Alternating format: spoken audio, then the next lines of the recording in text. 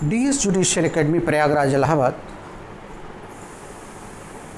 APU के छात्रों के लिए करप्शन एक्ट पर एक दूसरा क्वेश्चन लेके आ रही है कि करप्शन एक्ट के मामलों का इन्वेस्टिगेशन कैसे होता है। इस पर देखिए, जिसके लिए सेक्शन 17, 17A और 18 महत्वपूर्ण हैं।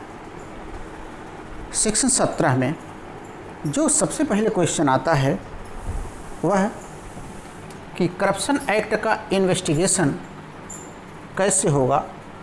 तो सबसे पहले इसमें आपका देखा जाएगा कि करप्शन एक्ट का इन्वेस्टिगेशन का अधिकारी माने कौन अथॉरिटी है जो इन्वेस्टिगेशन करेगा, वह अधिकारी कौन है, अर्थात अथॉरिटी।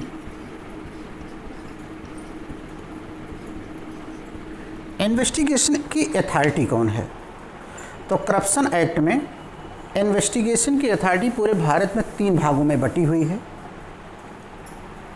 धारा 17 में अगर दिल्ली में है ये, तो पुलिस निरीक्षक को ऐसे इन्वेस्टिगेशन की शक्तियाँ दी गई हैं, पुलिस निरीक्षक को। और कलकत्ता, मुंबई, मद्रास और अहमदाबाद में है तो ACP, assistant commissioner of the police, इनको इन्वेस्टिगेशन का पावर दिया गया है।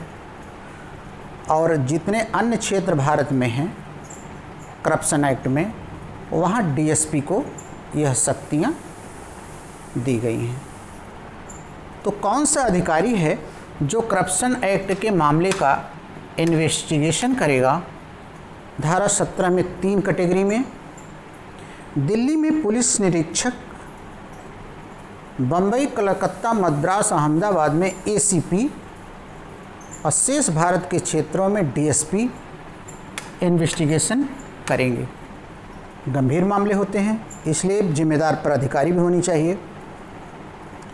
इनके इन्वेस्टिगेशन पर लिमिटेशन क्या है? करप्शन एक्ट में इन्वेस्टिगेशन पर लिमिट क्या लगाई गई है, उसको भी आप देख लीजिए।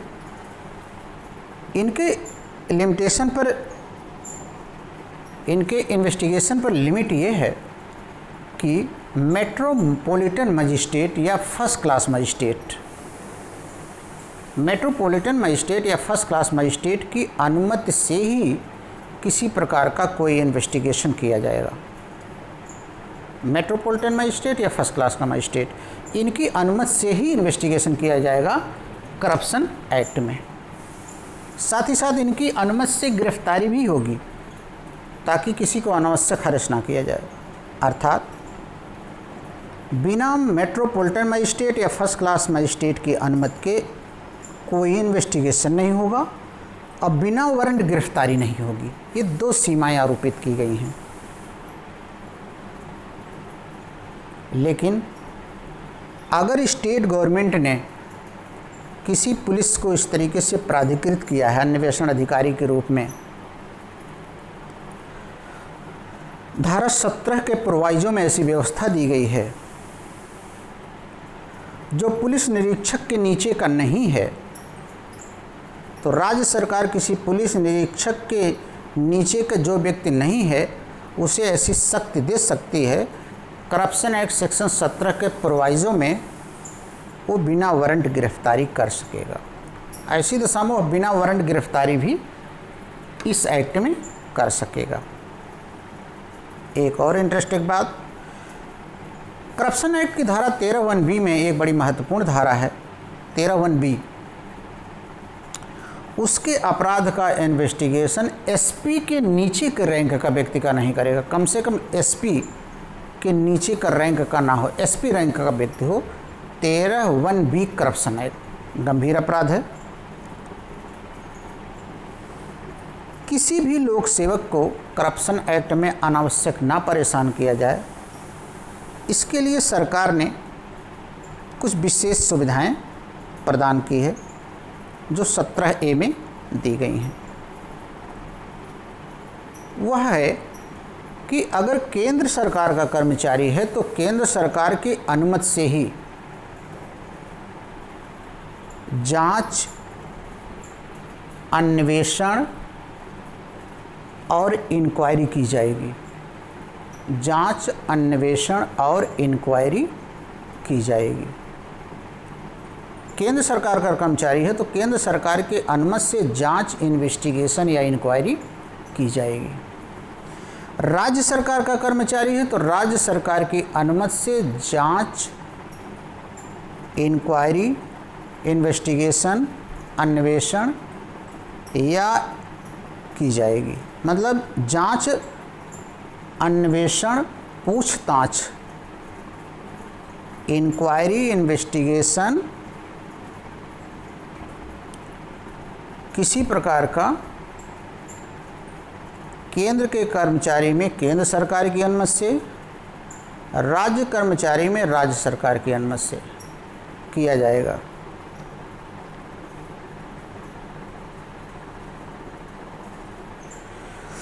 सक्षम प्राधिकारी की अनुमति लेना पड़ेगा आपको। और केंद्र और राज्य सरकार के अलावा भी कोई लोक सेवक है तो सक्षम प्राधिकारी की अनुमति से ही इन्वेस्टिगेशन किया जाएगा। लेकिन एक महत्वपूर्ण बात यहाँ पर ये रखी गई है, अगर कोई व्यक्ति रंगे हाथ पकड़ा जा रहा है, ऑन स्पॉट करप्शन में पकड़ा जा रहा है, तो उसके लिए सरकार की अनुमति लेने की ज़रूरत नहीं है, उसकी वहीं गिरफ्तारी की जाएगी। रंगे हाथ असम्यक असर में पैसा लेते वगैरह पकड़ा जाएगा, वहीं पर उसकी गिरफ्तारी तुरंत की जाएगी, सरकार की अनुमति नहीं ली जाएगी। कभी कभी लोक सेवकों में उनके बैंक का अकाउंट भी चेक करना पड़ता है, तो बैंक के जो कर्मचारी होते हैं उनकी जिम्मेदारी है करप्शन एक्ट के धारा 18 में कि वो कर्मचारी धारा 18 में इनकी सहायता करेंगे इन्वेस्टिगेशन ऑफिसर की। लेकिन उस बैंक में जो जाएगा अधिकारी वह एसपी रैंक के नीचे का व्यक्ति नहीं होगा, एसपी रैंक से नीचे का व्यक्ति नहीं होगा। तो आपने पढ़ा इन्वेस्टिगेशन के बारे में, कौन अधिकारी इन्वेस्टिगेशन करेगा, कब सरकार की पूर्व अनुमति होगी, किन अपराधों का इन्वेस्टिगेशन होगा, कब पूछताछ होगी, कब बैंक में जाएंगे। ये आपका दूसरा क्वेश्चन करप्शन एक्ट पे है। अब हम आपको तीसरे क्वेश्चन पे इंडियन पेनल कोड पर आते हैं। सभी छात्रों को बहुत बहुत धन्यवाद।